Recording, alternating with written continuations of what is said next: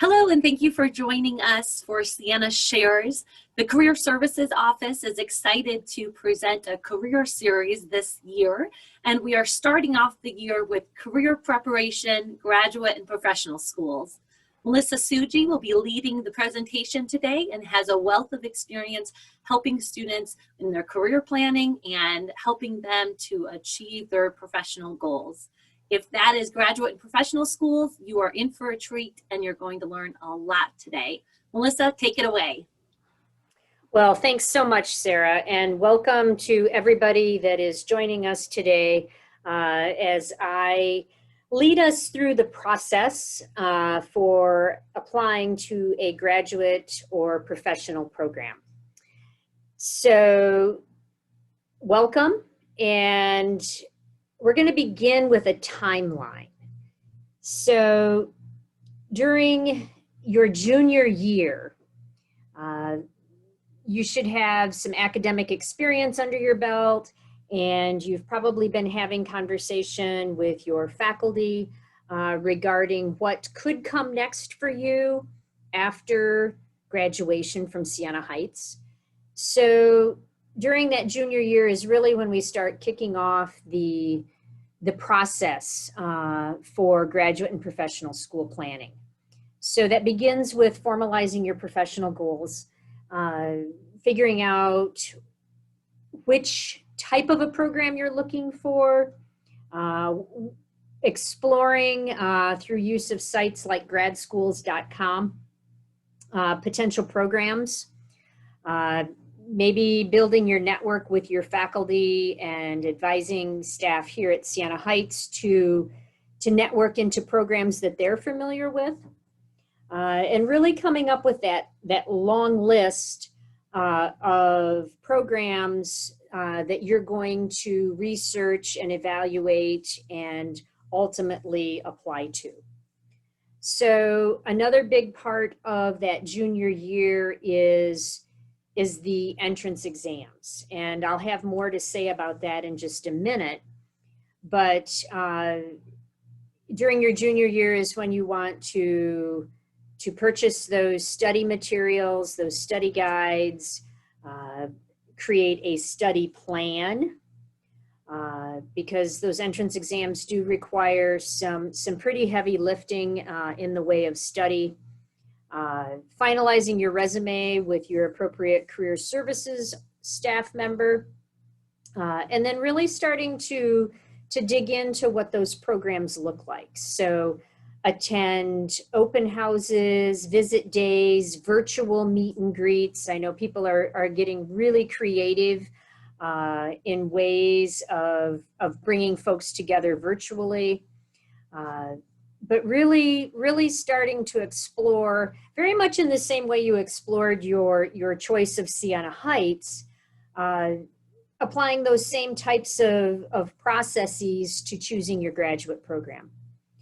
So if you're able to make a campus visit or do a virtual meet and greet, really thinking about trying that program on for fit. So interview program faculty, know their areas of research, because that's going to be a natural link if you can connect with a faculty member who is interested in the same field that you are. That's a great opportunity. Meet some graduate students that are in the program and hear from them how the program is going for them. And then looking at your financial requirements. Those are all kind of bullet points for kicking off your search during your junior year. And thank you. And Melissa, sorry to interrupt, but I forgot Sure. to tell everyone in attendance, I will be monitoring the question and answer section. So please feel free to put any questions in as Melissa is talking. And if we can't get to them right away, we will definitely answer them at the end. But thank you again for joining us today, and apologize for not saying that earlier, but please utilize that. We are definitely wanting to answer any questions that you have. So continue, and thank you for letting me interrupt.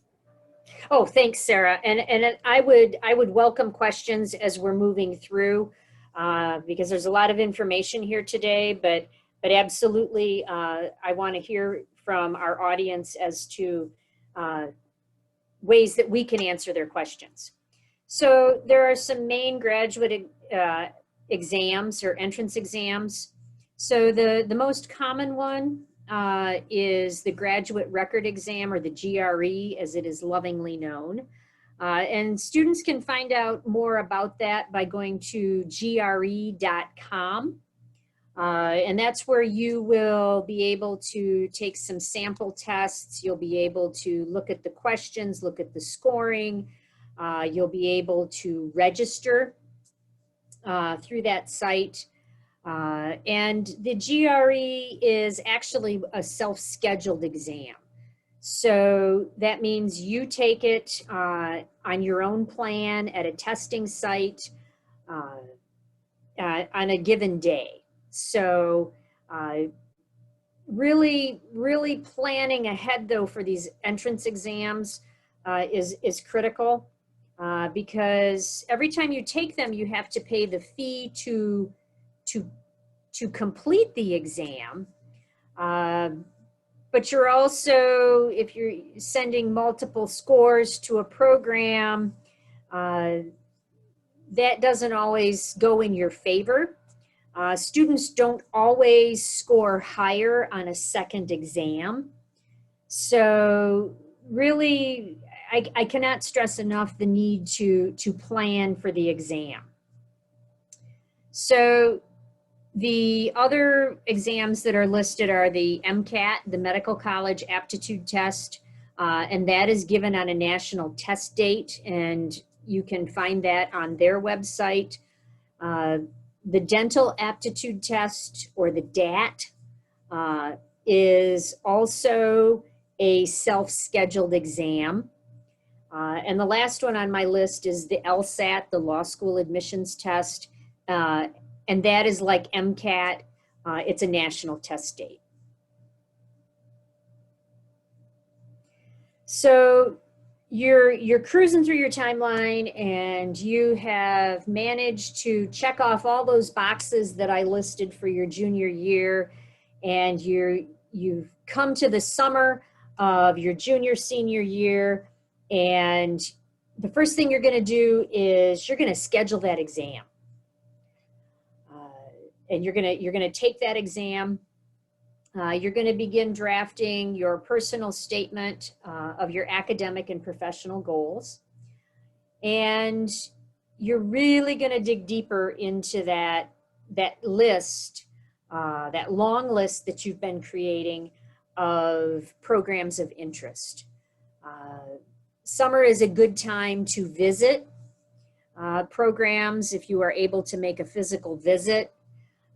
But it's definitely a good time to get that information, get on their mailing list, figure out what all of the requirements are, because now is when you're going to start shortening that long list to come up with the actual short list of programs that you will be applying to in the fall.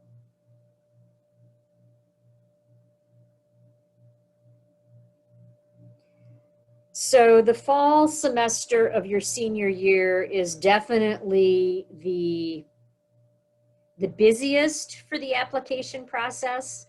It's an exciting time, it's hectic, it's somewhat stressful at times, but having this plan will help you organize your process. It will help you figure out what you have to do when. So in September, when you come back to campus, sharing that draft of your personal statement with your faculty, particularly the faculty that are in your academic program, is really critical because your faculty are going to help you edit repeatedly. This is a process. So they know the ins and outs of the graduate program in your chosen field. So getting their counsel, their advice, their guidance on your personal statement, as well as the programs that you're considering, is really important. And by the end of September, you should have that short list. You should know exactly where you are sending applications. October is the time to revise and really, really hammer out that personal statement, making sure that it is program specific. So it might be a general prompt that you're given from a program, but you want to tailor, just like you're going to tailor your resume, you want to tailor that program specific personal statement to identify each program that you're applying to. This is also a good time to request transcripts from the registrar's office,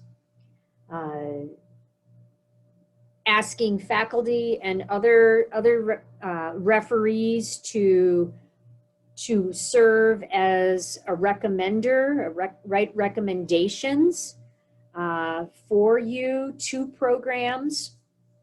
And you definitely have to have a referee from your academic program. But you might also want to include faculty that you've had in other disciplines that know you well academically, that know your passion and your strengths. Give all of your referees a specific checklist. So let them know all of the programs that you're applying to. Give them the deadlines for application. Share with them the program strengths. And also, if you can maybe give them a little bullet pointed list as to how you and your skill set match those program strengths, that's going to be really helpful to your referee. Also, giving them an updated copy of your resume. That makes it a lot easier for faculty to write those recommendations. And please, friends, be very conscious of doing this in a timely fashion, because I speak from experience as being a referee, but also asking for recommendations. Faculty spend a lot of time, hours and hours, writing a recommendation for a student. So be conscious of that. Give your referees enough time. In November, you've probably already downloaded the applications and have some drafts going, but you should be moving into that finalization of the applications, reviewing and editing the drafts, submitting. By Thanksgiving, I would say you probably should be submitting your completed forms, and also looking at the graduate assistant options. So you want to be looking for programs that are going to pay you a stipend for living expenses, but also give you a tuition benefit. So free tuition, reduced tuition, to be not only a student in their program, but to be a graduate assistant. So that could mean you are a teaching assistant, so you might actually be leading a section of a course. You might be grading under the guidance of a senior faculty member. You could be doing research. There are all kinds of opportunities to be a GA or a graduate assistant. And then definitely, by the time you complete final exams for Siena Heights, by the time you're going home for winter break, you by all means should have your applications submitted. But also pay very close attention to those application deadlines, because there's no firm, fast deadline for schools across the board. Everybody has their own deadline.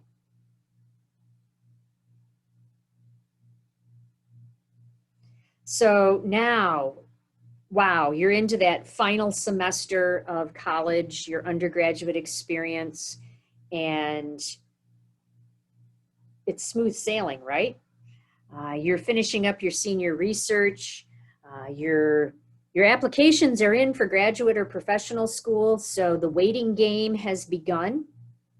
I recommend in January following up with those programs, making sure that all of your supporting documents have arrived. So they have your transcripts, they have your GRE or professional exam scores, they have your letters of support, your essay, everything in your application packet is completed. If you need to make a follow-up visit or do some follow-up interviewing of faculty or programs, schedule that for late January, February, because end of February is when we do start seeing admission letters being sent out on a rolling basis. By March, you should submit your FAFSA. And then I just threw out the date of April 15th because it is tax day. It's an easy date to remember. That should be kind of your magic accept or decline day. So hopefully you're getting multiple acceptances, and then you just need to go through and really evaluate which program you feel is the best fit for you and your goals. And then come May, we celebrate you as you graduate with your bachelor's degree from Siena Heights University. So let's talk a little bit about the application process. Most of the professional schools subscribe to an application service. So I've listed those on the slide. So you want to read very closely. And I will use PTCAS as my example because I worked very closely with the Doctor of Physical Therapy candidates. Go to the website and read very closely the details because you're going to create an account. And then you will use this service, this professional school application service, to upload your applications, your transcripts will go through this, your faculty letters of support will be loaded through PTCAS. Everything happens through this service. You do pay a fee. So you want to read very closely what their requirements are. The other services include law school, the LSAC, medical colleges use AMCAS, the American Medical College Application Service. Physician assistants uses CASPA. DPT candidates use PTCAS. Dental schools use ADIA, and I can't remember all the words that the acronym stands for, but they have a dental aptitude application service. And then lastly, pharmacy schools use PharmCAS. So I know for the DPT programs, you can apply too early. So that's why I say read closely the deadlines because you want to make sure you don't have to open up another application window if you have applied too early. So some common questions about the application process. How long does a grad school application take? It depends. But this is not something that you just rush through, you do on a whim. You want to spend some time so that you are being thoughtful in your responses, that you are making wise decisions about the programs that you're applying to. So allowing a semester, a couple of months, several months. I think that it depends on what the deadlines are and where you're at in your process. So when should I start applications? Again, you should be applying by the end of that first semester of your senior year. So if you know grad school is in your future, you're going to start that application process in your junior year. Some of us decide over the summer between senior year, and some of us then have to, delay entrance if we haven't applied in that timely fashion, according to deadlines, which sort of dovetails into the next question is, should I take a gap year? I professionally am not a fan of a gap year, particularly if you know that you're a PhD track. That's another 3 to 4 years of higher education. Same for med school, professional schools. I think that you should be planning to go immediately into a program directly from undergrad. Now, there are some instances where it might be better for you to get a little bit of work experience. That we can see that in an MBA or a master's program, maybe working for a year to really figure out that is exactly the field you want to pursue for a master's degree. Then that makes sense. But it's been my observation in a lengthy career in higher ed that when a student stops out, so stops taking classes, graduates, takes that gap year can become 3 years. It can become 5 years, because the longer we stay out of education, the harder it is to go back. And the other thing I like to counsel students on is, if you are receiving financial aid, you have student loans, when you are not enrolled in further education, those loan payments are due. You can defer the loans when you are enrolled in an advanced degree. So you can tell that I'm very passionate about the gap year. Is grad school more challenging than undergrad? Absolutely, and it should be. In an undergraduate program, particularly a liberal arts program like Siena Heights, you're taking a variety of courses. So you're taking things within your major, maybe you've picked up a minor, maybe you're getting certifications. So you take a variety of topics, a variety of courses. Graduate school is like taking courses only in your major, really intense coursework.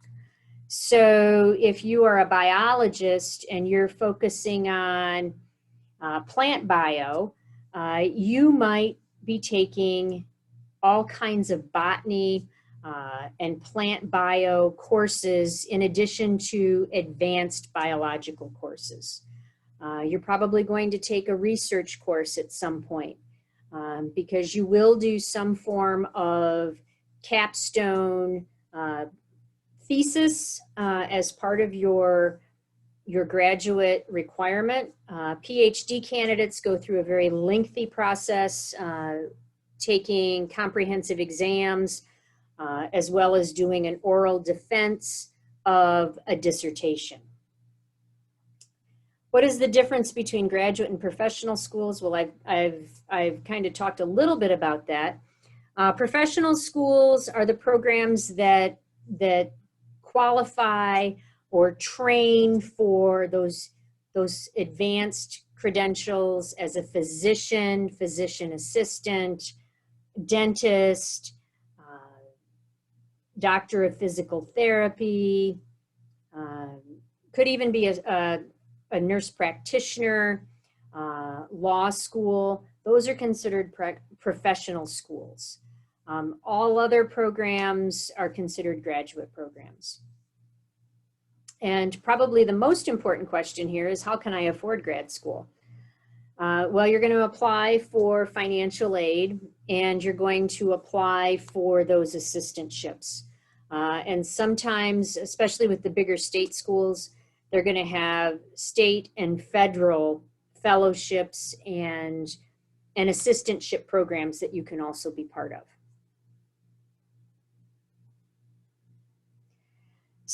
So now we are up to that really super important part of the process, which is your essay. And the essay can be sometimes called an admissions essay. It can be a personal statement. It could be a professional statement. You know, different programs call them different things. But in general, they are your application essay. And this is where you get to bring your life, your personality into that application. Because up until this point, the whole application process is pretty static. So this is where you get to infuse you into the process. So know your audience. It's going to be reviewed by an admissions committee. So that could be admissions officers, it could be deans and high-level university officials. It could be faculty from your major area. It could be other grad students. So there's a variety of people who will review your document. So know that in advance. Review the requirements. So in some cases, I've seen very low word count. You're given 300 words, 400 words. Some programs put a page limit on it. Some programs have no limit. So just be really conscious of what their requirements are. Some general prompts might be, what are you most proud of? That's kind of an open-ended question. They're looking to see how you view yourself and your experiences and what achievements you have rocked. Why are you selecting this school? You better be able to tell them why you want a PhD from Purdue.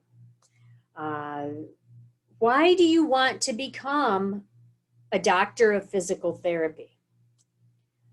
And then being able to discuss your short and long-term goals. So those are pretty broad topics, but you really want to focus in on your academic and professional strengths.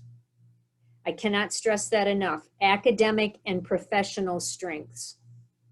So again, knowing your audience, tailoring each essay to each program. So even if they're using the same general questions or prompts, tweaking those just like you would your resume to match the individual program.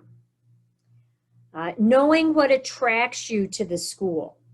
Is it their outstanding reputation as a dairy science program?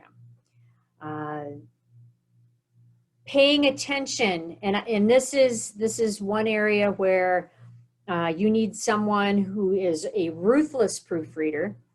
And I strongly encourage you to have multiple eyes on your document. Proofread. Grammar, mechanics, language choice, all of those things that we learn in our college level writing classes definitely have to be employed in your personal essay. So using an attention grabbing opener, using college level language. If you are in a field where there's jargon or industry specific language that would be appropriate to include in a essay, I would say sprinkle some of that into your essay. Using active language, and smooth transitions. So don't leave your reader hanging. But being very conscious of strong paragraph structure, solid construction of your essay. Proofread, proofread, proofread. Show your audience, don't tell. So if you have a really good example, and I'll use an experiential education example. So maybe you had an amazing internship that really helped you understand how graduate school could advance your career, fulfill personal and professional goals. And wow, that experience just nailed it for you. Talk about that. Be relevant and specific. If you have a gap, explain the gap. So maybe you took 2 years off because you needed to work to earn a little bit of money, you got some experience, and in that 2 years, you realized you wanted to go back to school, but that you also are rock solid in you want a master's of counseling because you worked in the mental health field and you want to be able to take your career to the next level. And then lastly, make sure that you're editing appropriately. I really recommend having ongoing meetings with your faculty mentor. So someone that is in your academic program that has sort of taken you under wing and you've clicked on your research and you are, maybe it's the person that's monitoring your progress with your senior project. Schedule weekly or bi-weekly meetings with them to continue refining that essay, because your faculty are so well connected professionally and with the graduate school world. They know what those graduate committees are looking for. Just some quick don'ts for your essay. Don't share potentially damaging information.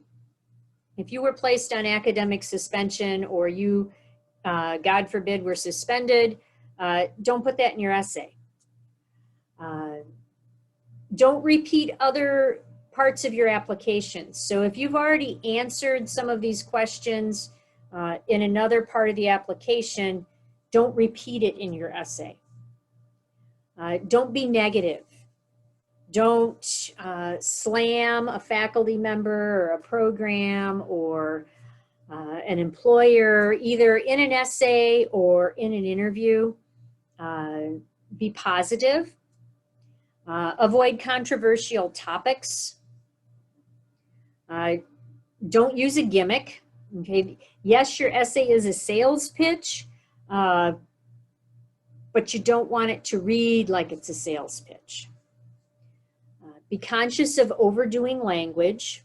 So be very judicious in the word choices that you make. Vary your language. And please, my friends, do not plagiarize.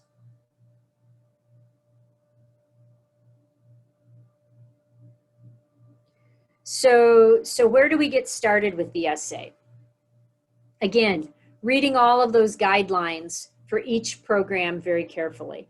I would recommend that as you begin your process, however you organize your life, so if it's making a list, having a binder, making a spreadsheet, creating a database, whatever your organizational process is, you set up that process for your application process.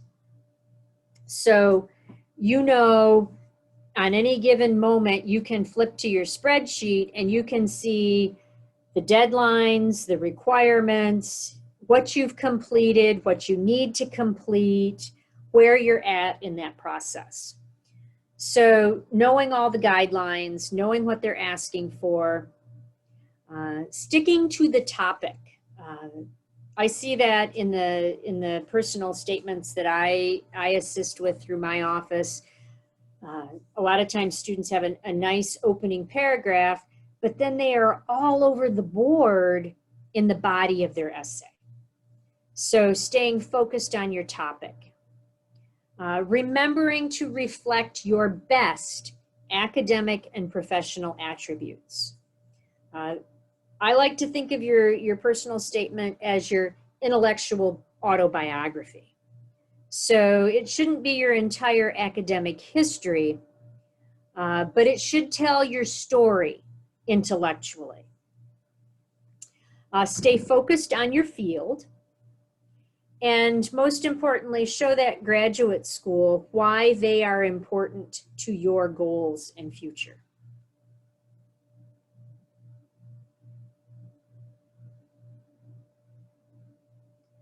So once you have drafted your essay, ask multiple professionals to review. Absolutely, definitely, without a doubt, faculty within your discipline.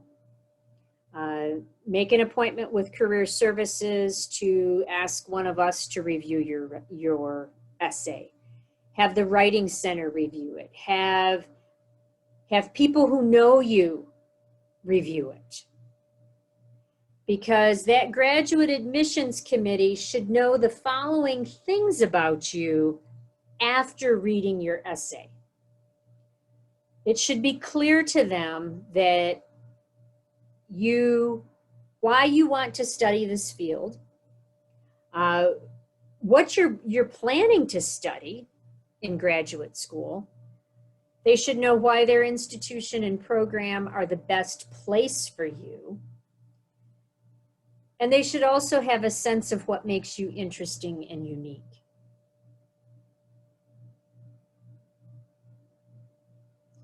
So now it's time to evaluate your offers. So you've gone through the whole entrance exams, you've done the application, you've submitted your essay, and now the offers are starting to roll in. So this is a good time, and you may, I should back up and say that as part of that process, you may be required to do an interview with the admissions team. So it might be a Zoom or a virtual interview. It could be a phone interview. It could be an in-person experience.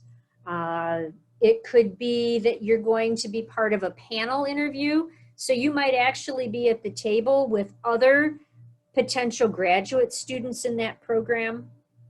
So we treat the interview, the application and admissions interview, just like we do a job interview. You put your best professional foot forward.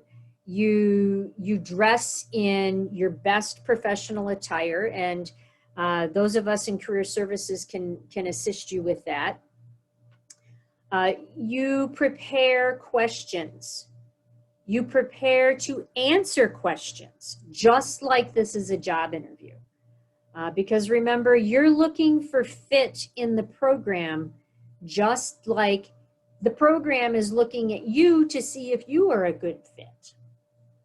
So some good questions to ask of the admissions team or the faculty as part of your interview process include, are there any scholarships, assistantships, or fellowships available?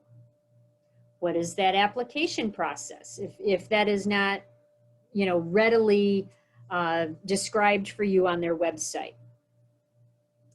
Where are recent alumni employed? You may ask what type of career services assistance they provide their alums or their graduates. What characteristics set this program apart from its competitors? Are there any applied experiences, such as an internship or practicum, that are part of the program? So are you going to be given the opportunity to go out and practice what you've learned in that graduate program? How are mentoring and advising relationships established? How long do most students take to graduate? Do most students live near campus? And what types of financial aid are available? Those are all terrific questions to ask of them. And you could also ask, you know, timeline or what next steps are. If it's an initial interview, sometimes they'll do a phone interview as a screening, and then they'll bring their next tier of candidates to the actual campus interview. So always be prepared with questions. Which brings us to the close of our information today. And Sarah, do we have any questions in the chat? We do. We had one early, but I didn't want to interrupt. That's okay. It was in regards to timeline. When you were going through the timeline, someone put in the chat, what if my timeline is off? What if I am not following the timeline you laid out? That's an excellent question. And I kind of alluded to that a little bit, because sometimes we don't make the decision about graduate school immediately. So I would say, you know, picking up where you're at with your timeline, knowing that if you're going to be graduating in the spring, and you've just decided now that you want to go to graduate school, you're going to have a whole lot of heavy lifting to do really fast. And it depends on the type of program, because, like, you know, if it's medical school or law school, they have national test dates. So you're going to have to test before you can finish your application. So looking at those, if it's an entrance exam that is a self-schedule, start prepping. You know, again, I cannot stress enough the need to have a study plan and to spend some time studying. Students who take the exams cold do not do well. The other thing is, not all programs are requiring an entrance exam, so a GRE, and we saw a whole bunch of things happen with the pandemic. Some schools waived the exam. Some schools did away with the exam. Some didn't change their process. But be prepared that just because your program may not require the graduate record exam, if you're going to apply for a federal fellowship or financial aid, that may require a GRE score. And it's like you're reading the mind of our attendees, because that was another one of the questions. Oh, yay! If there's schools saying they don't require a test, a GRE or MCAT, should they still do one? And so could you just repeat that one more time? Because it was yes. I think that you should be prepared to take that exam. And I know that, you know, medical colleges, they're going to require an MCAT. Law school is going to require the LSAT. And if they don't require it at the beginning of your admission, at some point during your course of study, they will test you on your aptitude, because they need to make sure that if they're giving you a medical degree, they want you to be successful in their program. That's why the aptitude tests exist. But they also want to make sure that you're going to be, you know, successful and able to pass the boards and whatever comes after your advanced degree. Does that make sense? Yes, it does. And I know we have some people still on with us. If you would like to use the Q&A, please feel free to put any questions there. I do know, Melissa, one of the questions came in is how can someone talk about their volunteerism, or if they've been very active in campus? That's excellent. Does that play? It sounds like, maybe the question was related if their GPA isn't as strong, but they've been very active. Does that have any pull? Yeah, that's a great question. Yes, we'd like to see volunteerism on your resume. And maybe you don't have as strong a GPA, or, something, maybe you don't have as much experience in the field, but you've had some terrific internship experience. You've had some terrific volunteer experience. I would encourage everyone to get involved in some sort of volunteer activity, wherever you're at in your experience, whether you're a junior, senior, freshman, sophomore, even if you're a graduate looking to apply to a graduate program, I would say do something that gives you that volunteer piece, because that's part of your network. But it's also important to employers and graduate programs that you're giving back. And then you gain a lot of knowledge as a volunteer. And I know it looks really different right now given COVID-19, but there are some creative ways that you can still volunteer. Perfect. And I do want to say, and Melissa's alluded to this multiple times throughout the presentation, utilize your resources. Career Services staff, Barry Reinick, Melissa Suji, and myself, Sarah Krunko, we are here to help you, but also talk to your faculty members.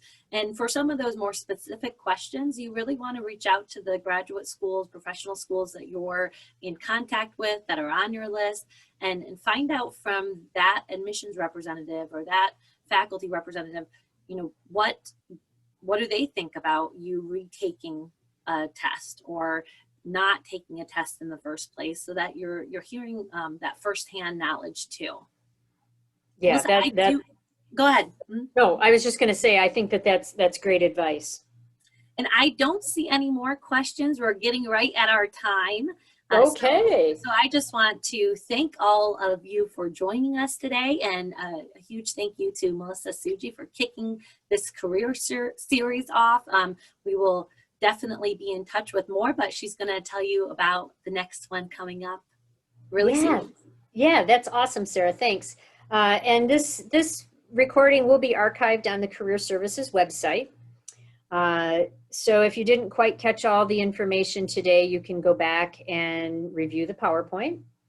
I will be talking about experiential education on Tuesday, October 13th at 11:30 via Zoom. Awesome. And we look forward to seeing you all again soon. Thank you again so much for joining us. Have a great day. Bye-bye.